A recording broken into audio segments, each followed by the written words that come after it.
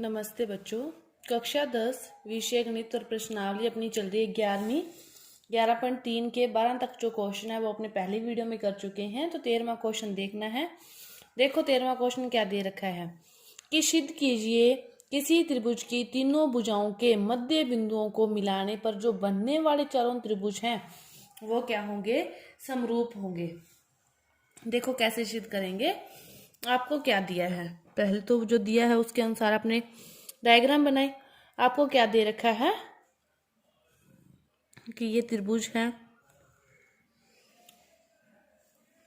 इसके बाद इन दोनों का मध्य बिंदु मिला दिया ये रेखा, इनका मध्य बिंदु मिला दिया ये, इनका मिला दिया ये।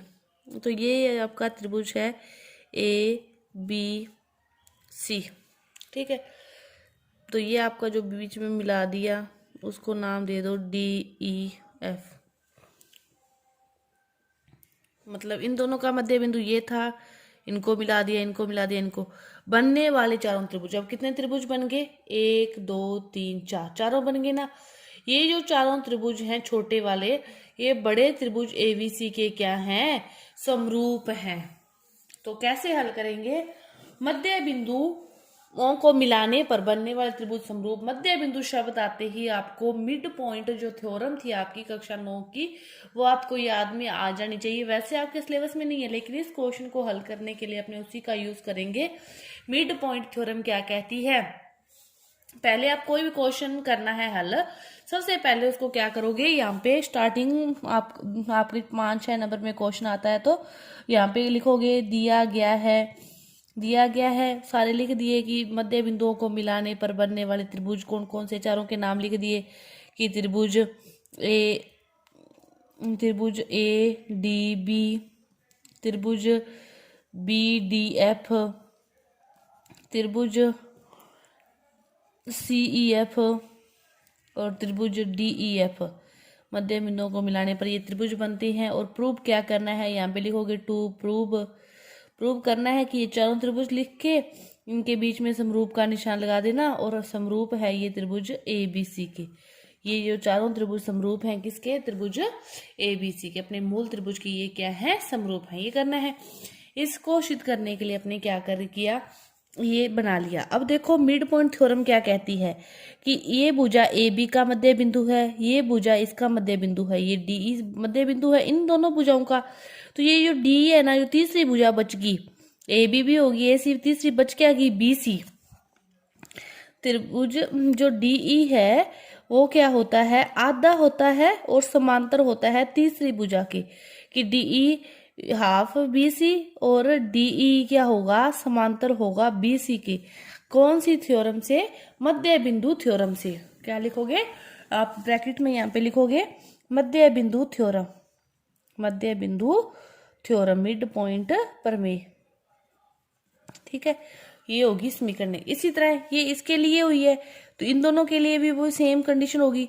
तो EF क्या होगा,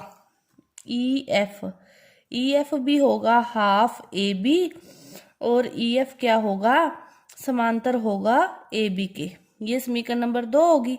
इसी तरह ये भी होगा, ये भी हो गया। फिर क्या बच गया, DF क्या होगा, 1/2 AC और DF क्या होगा, समांतर AC। ये समीकरण नंबर होगी 3। ये तीनों समीकरण बन गई। तीनों समीकरण बनने के बाद अब एक बात तो आपके सामने देखो, इसको लें अपने EF को लें, जैसे कि आपको क्या दे रखा है कि जो EF है अपने जो निकाला दिया, क्या है, निकाला कि जो EF है वो समांतर है AB के। EF समांतर है AB इस पूरी भुजा के, इस पूरी के भुजा के समांतर है तो इसके भी समांतर होगा, कि EF इस पूरी के समांतर है तो DB के भी समांतर होगा। तो इसीलिए जो EF है वो समांतर होगा DB के। सेम लें DE को, जो DE है वो अपने निकाला समांतर है किसके, BC के। DE समांतर है BC के, इस पूरी के समांतर है तो BF के भी होगा। DE समांतर होगा किसके, DE समांतर होगा किसके, BF के। तो अब अपने चतुर्भुज इसकी बात करें DEFB की,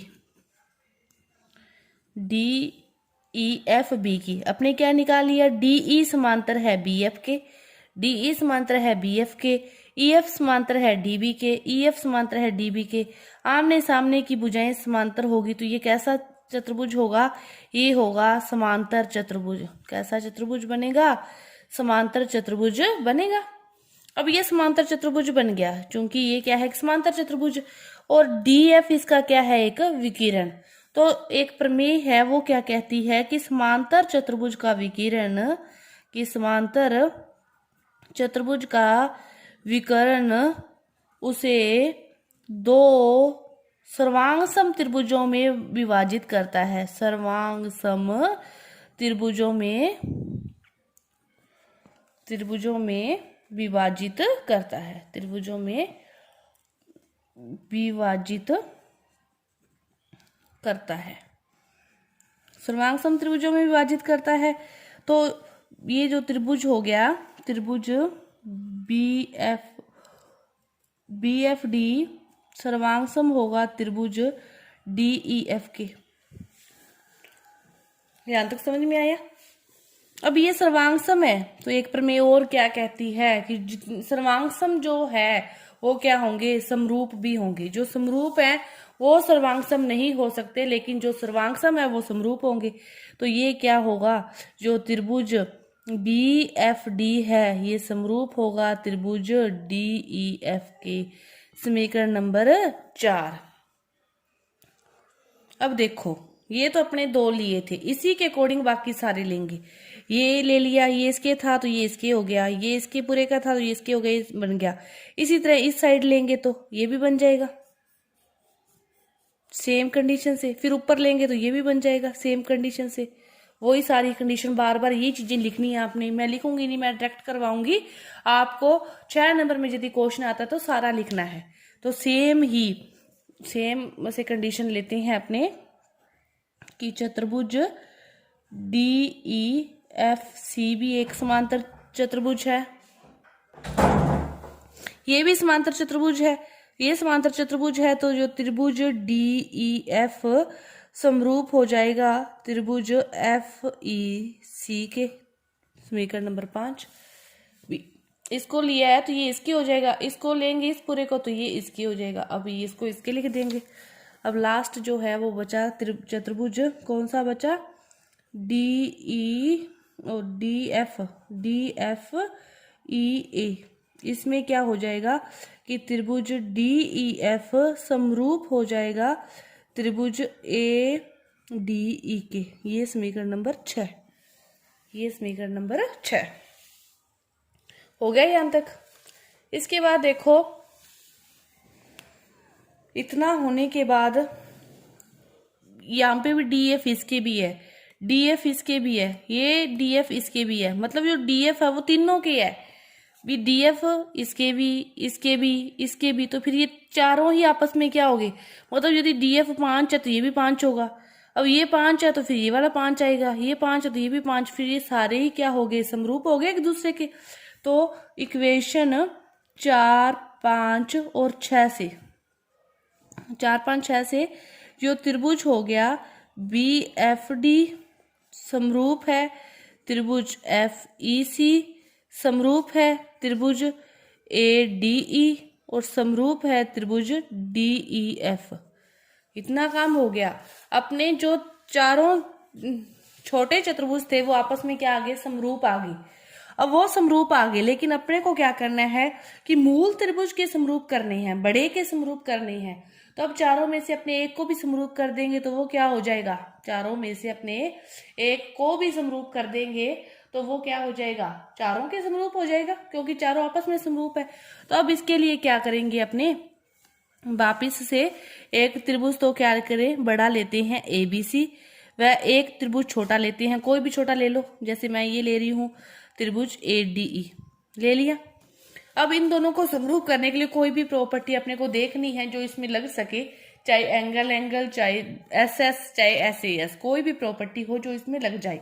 अब देखो A तो कौन, देखो ABC में भी है और ADE में भी है। दोनों में जो A कौन है, कौन A इक्वल टू कौन A, क्योंकि ये कौन सा कौन है, ये है उभयनिष्ठ क्योंकि ये कौन सा है, उभयनिष्ठ कोण है, दोनों में आ रहा है, तो ये कैसा कोण है, उभयनिष्ठ कोण है। अपने को एक कोण और चाहिए, एक कोण और कौन सा आएगा, तो जो ये डीई भुजा है ये किसके है, बीसी के समांतर है। मध्य थ्योरम से मध्य बिंदु डीई बीसी के समांतर है, डीई बीसी के समांतर है, इसको एक ही भुजा काट रही है, तो ये वाले जो कोण होंगे ये क्या होंगे, संगत कोण होंगे, कि कोण ए डी ई इक्वल होगा कोण ए बी सी के। इसी तरह कोण ए ई डी इक्वल होगा कोण ए सी बी के। ये दोनों कैसे कोण होंगे, संगत कोण होंगे। ये कैसे कोण होंगे, संगत कोण होंगे। ये वाली समीकरण को आप 7 नंबर दे दो, जो चारों वाली है, ठीक है, संगत कोण हो गए। अब ये तीनों कोण बराबर हो गए, तो bye angle angle angle property से त्रिभुज ए बी सी समरूप होगा त्रिभुज ए डी ई की। ये समीकरण नंबर 8, ये समीकरण 8, ये 7। तो इक्वेशन 7 व 8 से जो अपने को चाहिए वो प्रूव हो गया कि इन चारों के समरूप आ गया त्रिभुज ए बी सी। यही प्रूव करना था। देख लो, बस आपको एक मध्य बिंदु थ्योरम याद रखनी है, वो याद आ जाएगी क्वेश्चन में मध्य बिंदुओं से। क्वेश्चन में मध्य बिंदु आते ही आपके दिमाग में आ जाना चाहिए कि इस क्वेश्चन में क्या करना है, मध्य बिंदु थ्योरम लगानी है, उसी से सारा क्वेश्चन आपका सोल्व हो जाएगा। ये था आपका 13वां क्वेश्चन। इसके बाद अपने जो क्वेश्चन हल करना है आपका है 14वां क्वेश्चन। देखो 14वें क्वेश्चन में क्या दे रखा है, आकृति में दर्शाए अनुसार, आपको आकृति दे रखी है, उसमें आपको क्या दे रखा है, आकृति में दर्शाए अनुसार आपको दे रखा है कि जो ए बी लंब है बीसी के, डी सी लंब है बीसी के, डीई लंब है एसी के। तो आपको ये प्रूव करना है कि सी ई डी समरूप है ए बी सी के, ठीक है। इन दोनों त्रिभुजों को क्या करना है, समरूप करना है। समरूप करने के लिए कोई भी प्रॉपर्टी लगनी चाहिए, एंगल एंगल, चाहे एस एस चाहे एस एस। तो देखो ये वाला कोण तो आपको दर्शा रखा है 90 है, तो ये भी 90, मतलब एक कोण तो बराबर आ गया। एक कोण और बराबर आ जाए तो अपने ये काम हो जाए।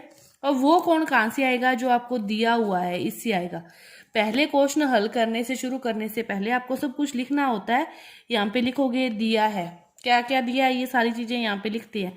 फिर क्या प्रूव करना है वो भी लिखना पड़ता है। टू प्रूव कि त्रिभुज सी ई डी समरूप है त्रिभुज ए बी सी के। अब लिखते हो उत्पत्ति कि हल कर रहे हैं हम, ठीक है।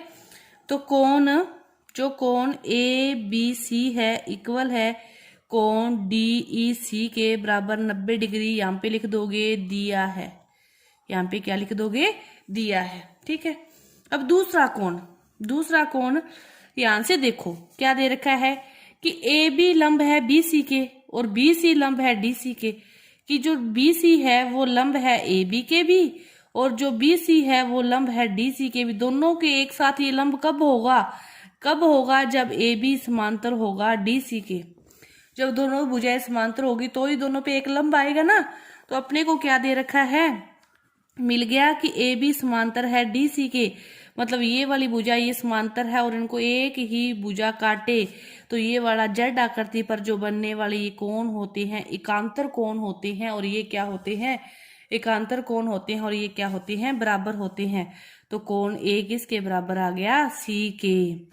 कोण बी ए सी इक्वल है कोण ई सी डी एकांतर कोण, एकांतर कोण। तो कौन बराबर आ गए, तो वाई एंगल एंगल प्रॉपर्टी से जो त्रिभुज है ए बी सी समरूप होगा त्रिभुज सी ई डी के। यही हमें प्रूव करना था, आपको प्रूव हो गया। सोखा सा एक छोटा सा क्वेश्चन था। आपके 14 तक जो क्वेश्चन है वो पूरे हो गए। धन्यवाद।